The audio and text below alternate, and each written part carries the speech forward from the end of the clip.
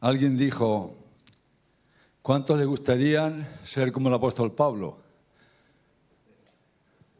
A todos les gusta ser como el apóstol. ¿A cuántos le gustarían recibir las revelaciones que tuvo el apóstol Pablo? ¿Cuántos le gustarían? ¿A cuántos le gustarían pasar los sufrimientos que pasó el apóstol Pablo? Ahí no. Pablo tenía dos opciones. O recibir la cantidad de revelación que Dios le dio para traer la palabra de Dios revelada para el nuevo pacto, o dejar que Pablo se autodestruyera. Por eso cuando Pablo dijo, me fue dado un aguijón en mi carne, un mensajero, ¿de qué era el mensajero? De Satanás. ¿Podía un mensajero de Satanás perturbar al ministerio del apóstol Pablo? Le estaba amargando.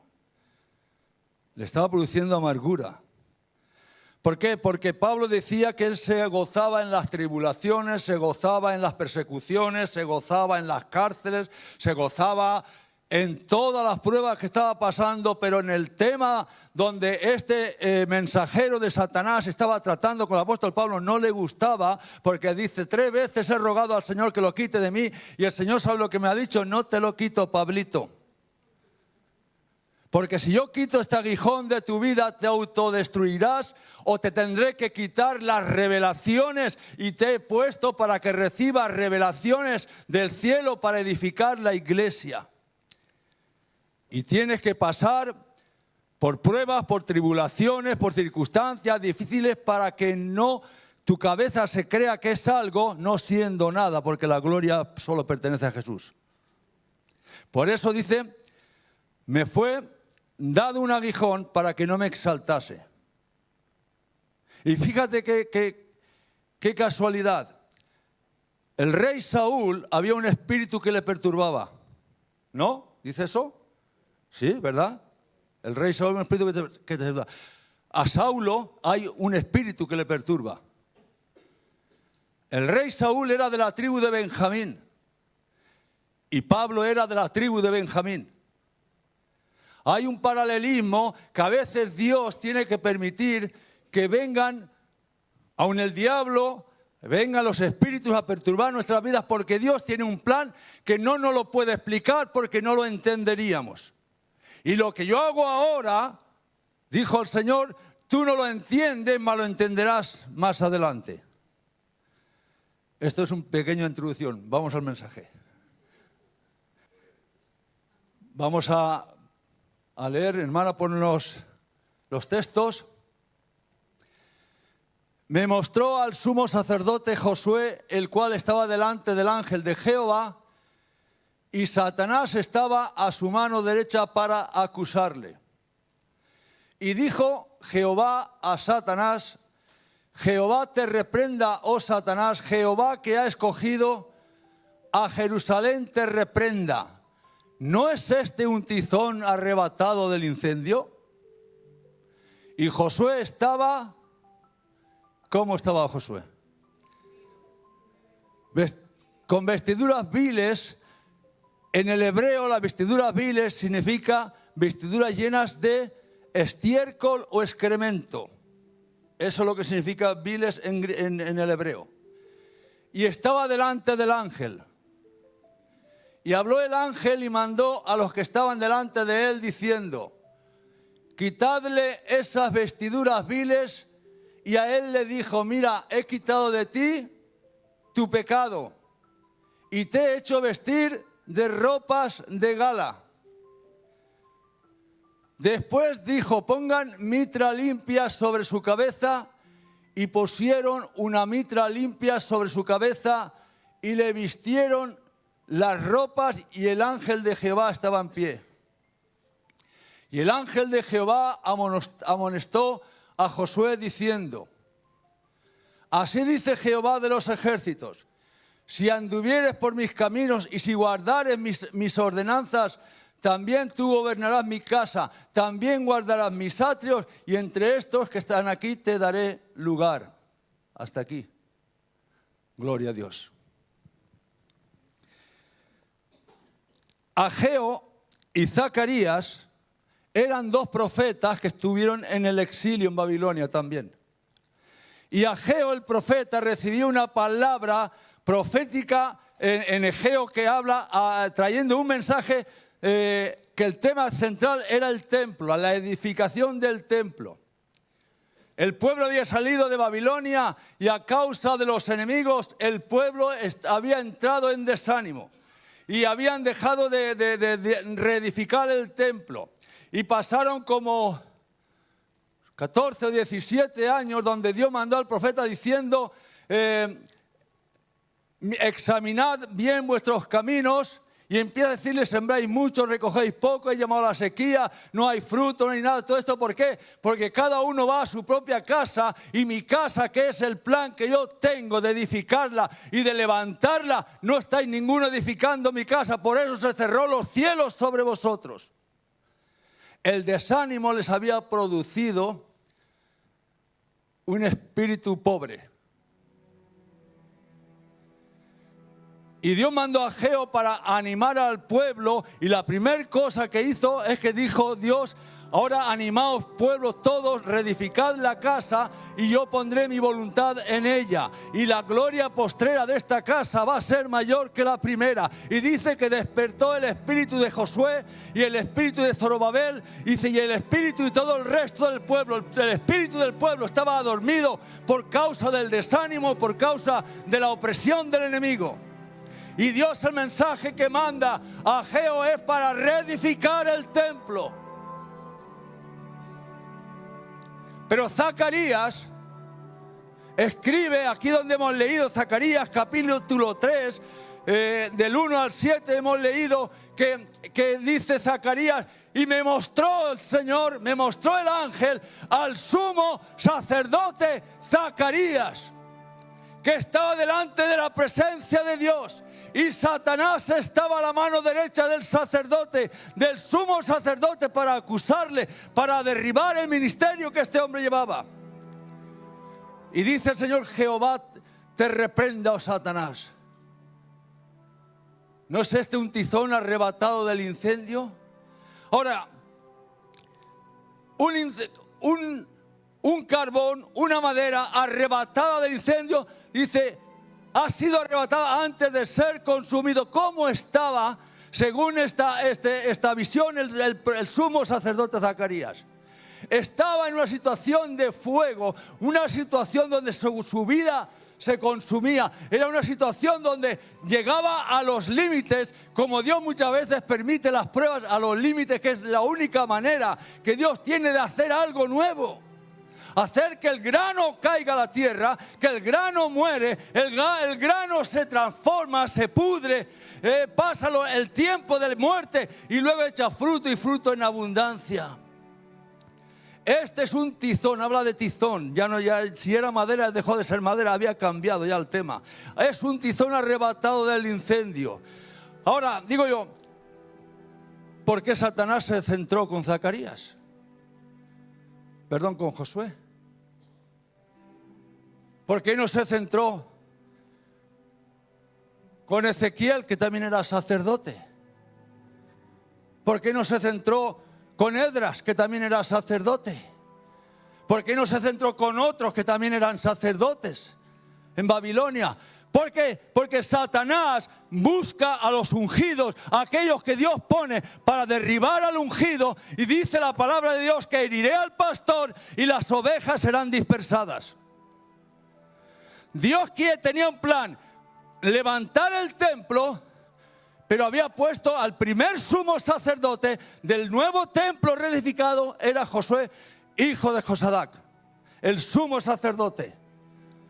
Y Satanás dice, he intentado intimidar que el templo no se edifique, pero el pueblo se ha levantado, Dios ha despertado el espíritu del pueblo, se está edificando, pero ya que no puedo derribar el templo, voy a derribar aquel que Dios ha decidido poner sobre el templo. El sumo sacerdote Josué. Josué quiere decir Yahvé o Dios es salvación. Josué quiere decir Yeshua, Jesús. Es un paralelismo, ¿verdad? Jesús quiere decir Dios es salvación. ¿Y cuál era el trabajo del sumo sacerdote?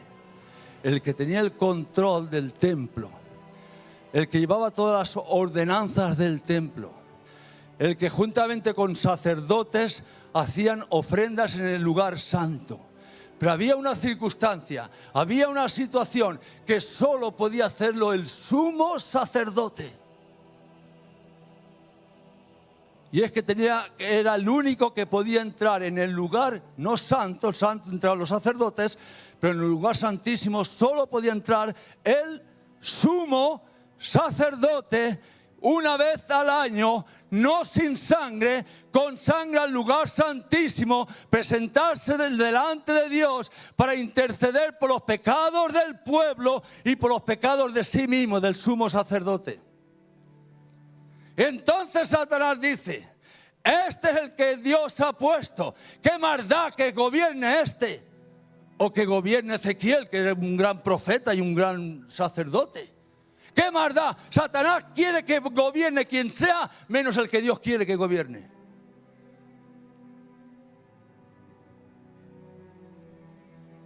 Heriré al pastor y las ovejas serán dispersadas. Satanás no quiere que esté quien Dios quiere que esté. Y Dios va a apoyar siempre su palabra, su plan, su voluntad, no la de los hombres. Si Dios no edifica la casa, o Dios no está el hombre que Dios quiere que esté, la casa no va a ser edificada. Y si la casa no es edificada por el Señor, en vano trabajan los edificadores. Nada valió para nada hasta que no veamos las cosas como Dios las ve. Aquí funciona el plan de Dios.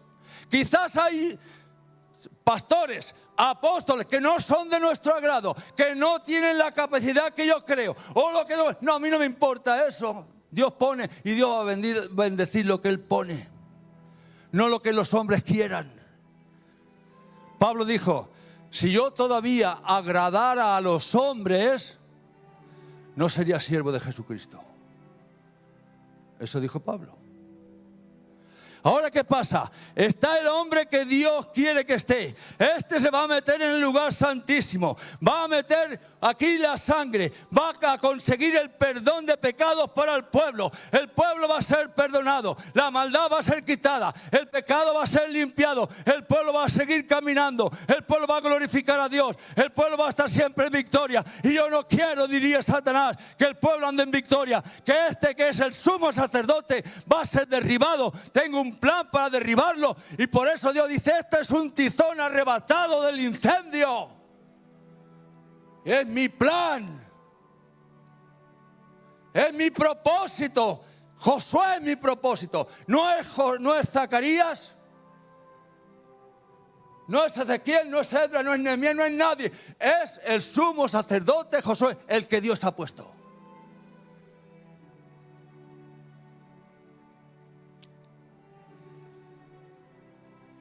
La Biblia habla de dos líneas sacerdotales.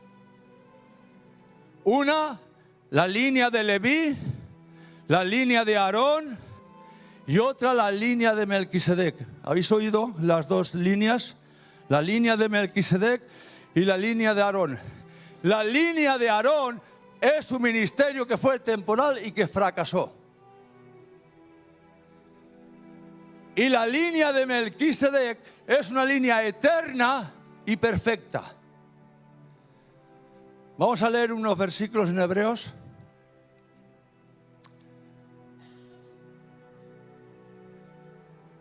¿Qué dice ahí?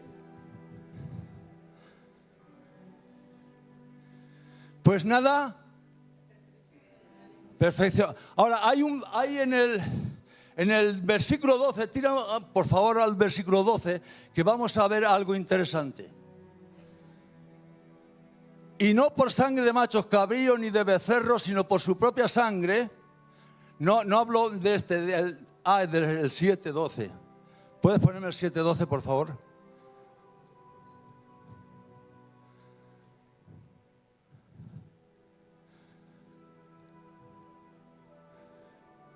Porque cambiando el sacerdocio, necesario es que también haya cambio de ley. ¿Dice eso tu Biblia? ¿Lo dice? Jesús cumplió la ley, se acabó la ley, ahora entra una nueva ley. La ley del ministerio de Melquisedec, que es, no se sabe qué es, desde antes de la fundación hasta es eterno.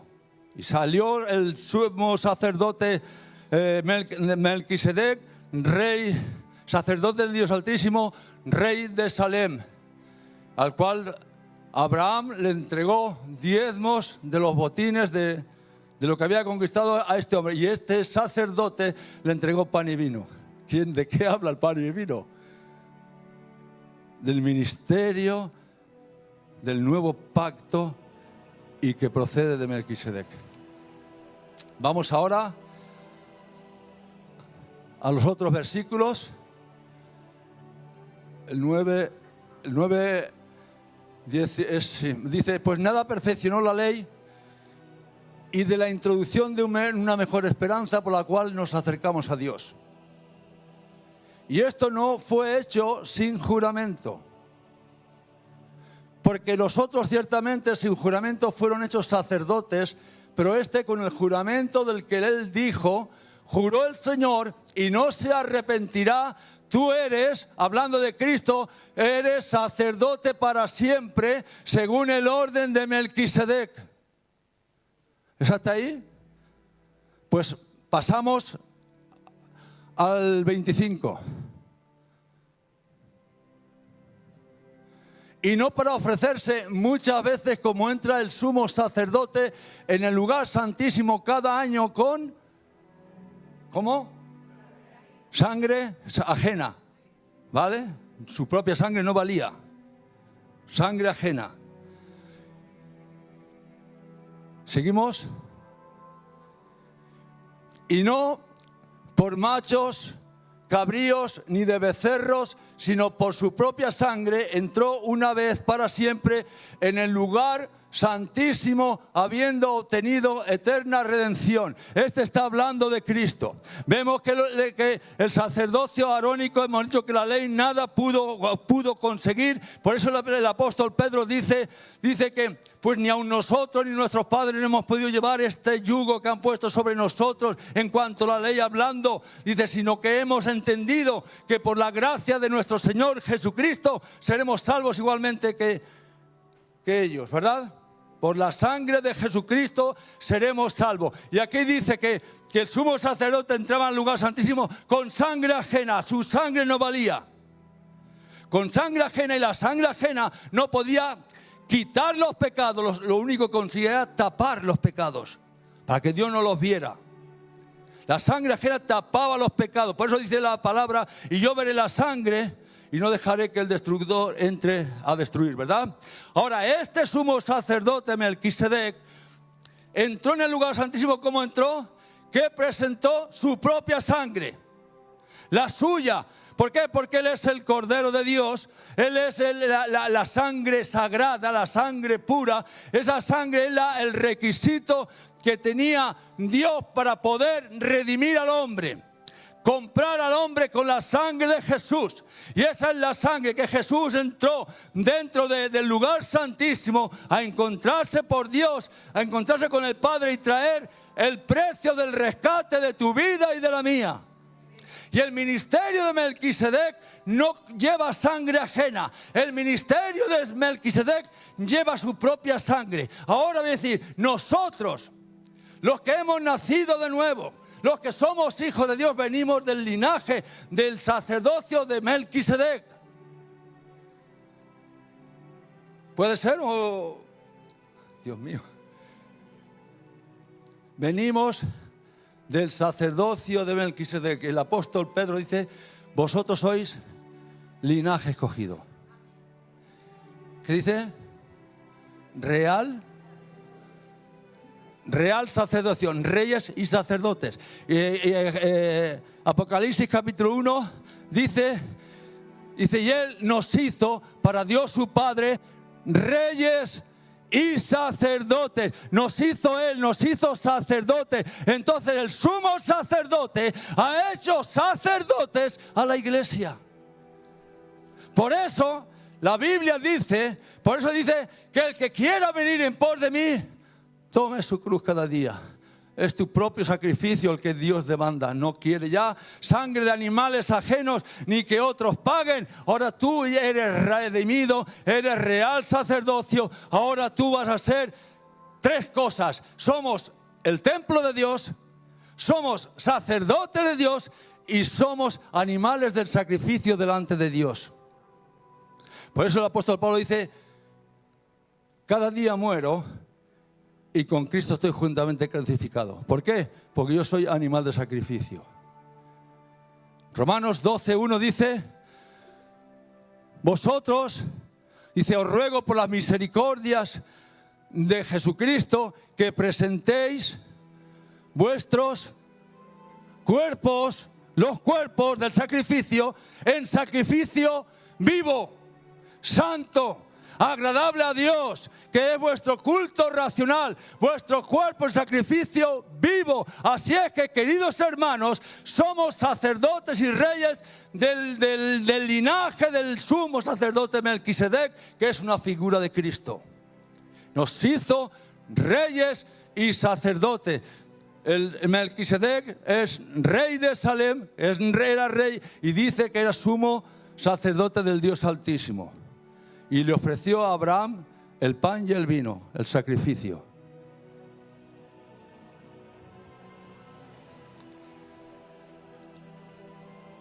Satanás no quiere que el ungido de Dios esté llevando la obra. No quiere. Que habrán otros más simpáticos, estoy seguro. Que habrán otros con mayores capacidades, estoy seguro.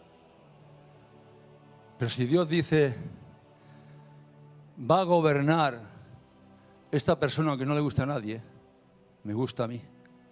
Es mi decisión.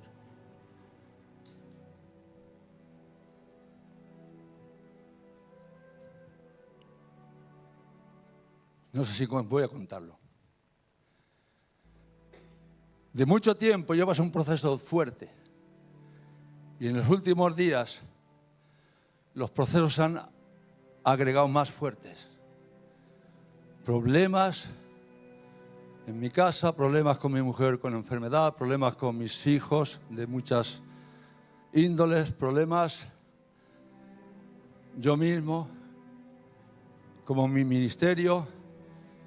Yo dije, Señor, yo así no puedo seguir. Esto es demasiado. Mucha carga, mucha batalla. Y le dije yo al Señor, Señor, voy a hablar con la líder de intercesión que pongan en oración si ya tengo que retirarme. Solo decir eso al Señor me dio mucho temor, porque vi como que el Espíritu Santo se apartaba. Y me sentí en ese momento vacío. Dije, Señor, ¿esto qué es? Y yo entendí, si tú haces eso, mi presencia se apartará de tu vida.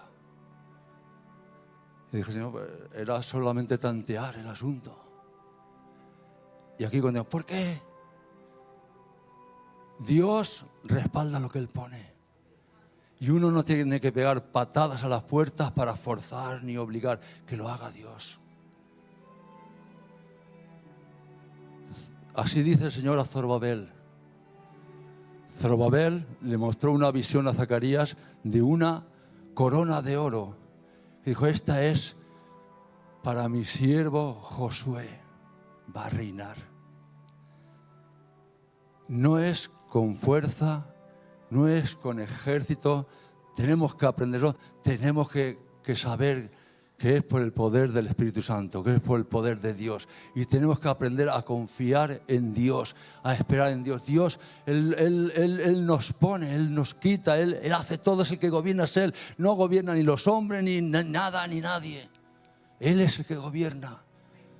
Y tenemos que tener respeto y temor a los principios de Dios. Se levantó Coré, que creemos que toda la historia, conocemos la historia, se levantó con un grupo de sacerdotes. Es que vosotros sois los que Dios ha puesto, tú y tu hermano. Y Dios le dijo a Moisés, apartaros de ellos. Dile que el pueblo se aparte de ellos. ¿Y sabéis qué ocurrió? La tierra se abrió. Y a Coré y a los 200 o 300 y pico que iban con él se los tragó la tierra. Una lengua de fuego se los llevó al infierno. Yo no sé por qué digo esto. Pero esto es lo que me va fluyendo. Y luego dijo Dios a Moisés, dile que a todos los príncipes de Israel, que cada uno dé su vara, y que la pongas en el lugar santísimo. Y la vara, que florezca esa vara, es la que Dios está eligiendo para gobernar al pueblo. Para que se vayan todas las tonterías de la cabeza. Porque el que va en contra del ungido de Dios, va en contra de Dios. No podemos pelear en contra de Dios y vencer. No se puede. Y llevaron las 12 varas y lo pusieron en el lugar santísimo. Y al otro día fue Moisés y solo una vara había reverdecido. Y todos sabemos cuál es.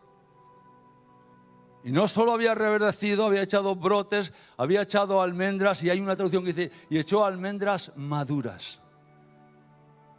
Dios está diciendo, he cogido la casa de Leví. La casa de Leví era tanto Moisés como Aarón. Esta es la casa que yo he escogido, ¿verdad? Y yo decía, mira, renuevo. La vara seca de tantos años y tantos años, un renuevo. Y da almendras y almendras maduras, como decir, el fruto ya está para cosechar. Rápido, ya está listo, ¿verdad? Así es que, querida iglesia, y voy a finalizar. En el último he dividido el mensaje en 3 partes, he tocado 2 partes y voy a tocar la tercera parte. La orden del Señor que mandó al ángel diciendo, cambiadle las vestiduras a Josué. Cambiarle de vestiduras porque tenía vestiduras viles que hemos dicho que eran vestiduras de excremento y de estiércol. Eso dice la traducción hebrea. De estiércol y de excrementos.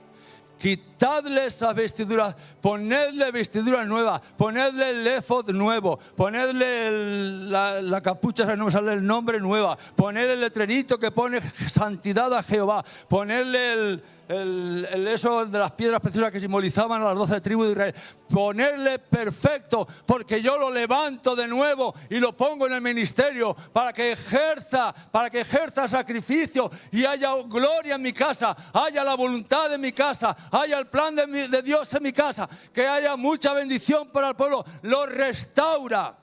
Y cuando Dios cambia la vestidura es que nos pasa de un estado a otro. Cambia la circunstancia. Por eso la palabra de Dios dice que todo tiene su tiempo. No siempre es tiempo de morir. No siempre es tiempo de enfermedad. No siempre es tiempo de pobreza, de problemas emocionales, de tormentos, de angustia. No siempre es eso. Tiempo de plantar y tiempo de arrancar.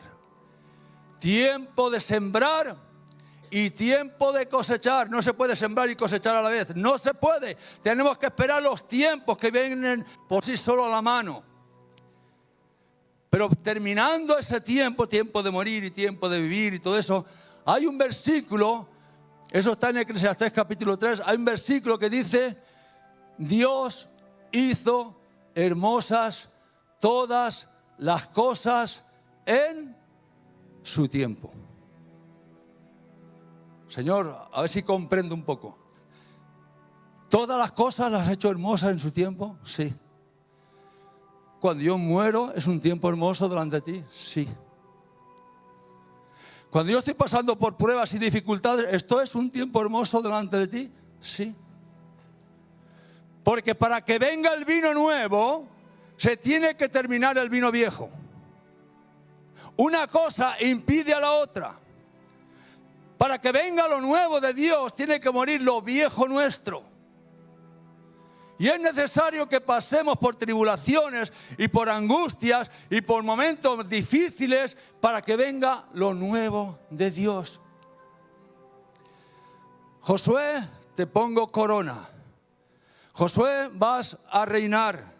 Josué, te pongo en mi casa. Vas a gobernar mi casa. Vas a traer los sacrificios correctos delante de mí. Vas a traer mucha bendición sobre la iglesia. ¿Verdad? Hay otro cambio de vestiduras. El cambio de vestiduras cuando estaba Mardoqueo con Esther, Amán se levantó para destruir el pueblo. Y Mardoqueo se vistió de cilicio, y empezaron a ayunar y empezaron a llorar delante de la presencia del Señor. Y un día, el rey se le ocurre que no había dormido en toda la noche, dice, tráeme los libros de memoria, que quiero repasarlos. Y los repasaron y encontraron que Mardoqueo había denunciado un plan para derribar no me acuerdo si era el rey Darío o no me acuerdo, al rey. ¿Y qué distinción se le hizo a este hombre? No se le hizo nada. ¿Cómo que no se le hizo nada? Pues habrá que honrar a este hombre. Habrá que bendecirle, habrá que agradecer lo que ha hecho. Ha librado al rey de un atentado que iban a matarlo. ¿Quién está en el patio? A ver, pues es Amán, está ahí Amán. Dile a Amán que venga. Y cuando entró Amán le dice, mira Amán, ¿qué crees tú que se le podía hacer al hombre que el rey quiere su honra? Y Amán pensaba que lo decía por él. Sí, ¿a quién va a querer honrar el rey más que a mí?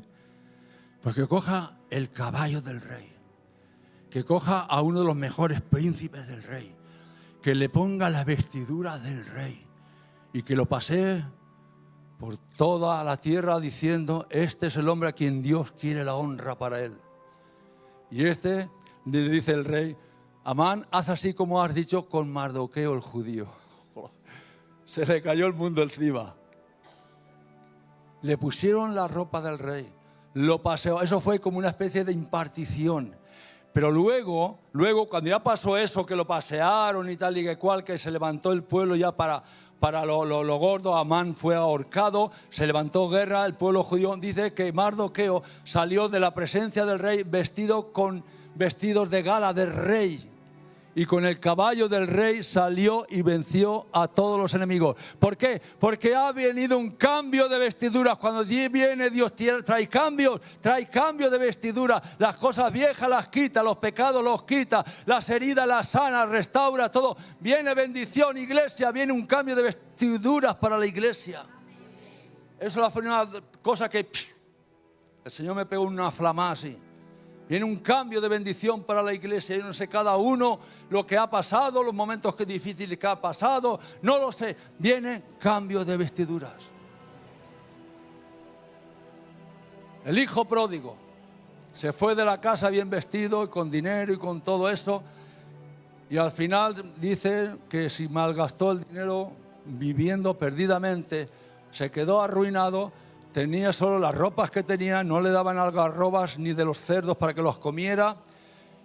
Y me imagino que las ropas estarían, que olerían, no veas de cuidar cerdos. Y cuando regresó a su padre, porque él pensó, dice, esto haré.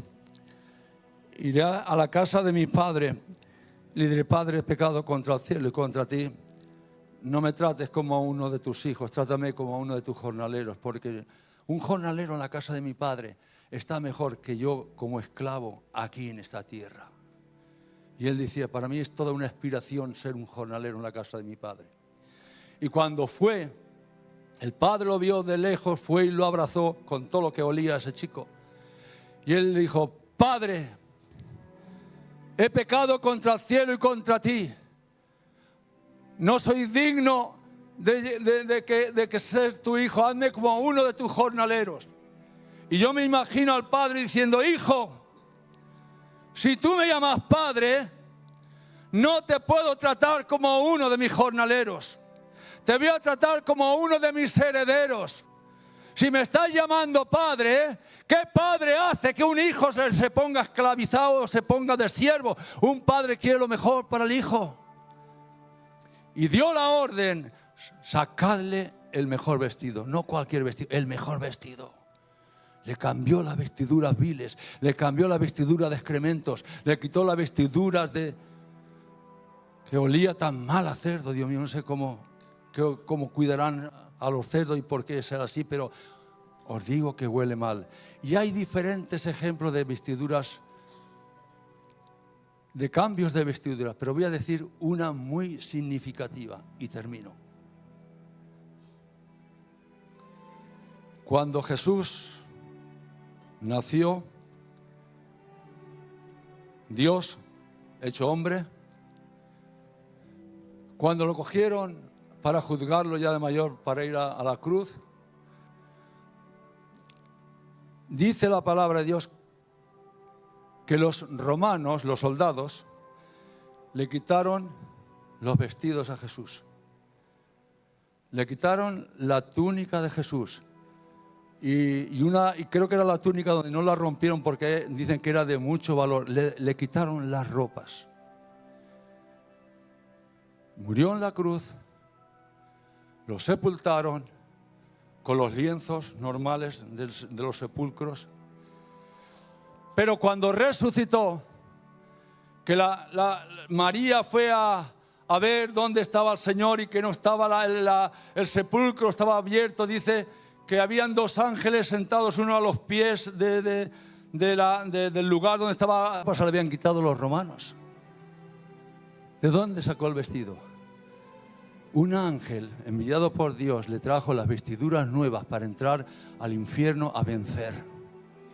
Cambio de vestiduras.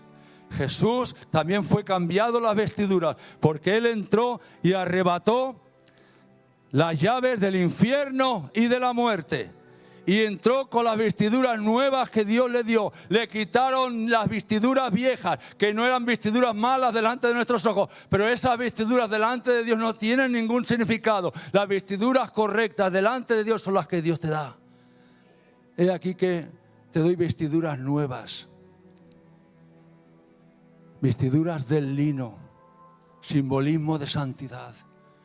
Y con vestiduras linos caminaremos en el cielo. Aunque hoy en día, aunque nosotros no lo veamos, los hijos de Dios, los que hemos nacido de Dios, tenemos vestiduras de lino espiritual, aunque no lo veamos.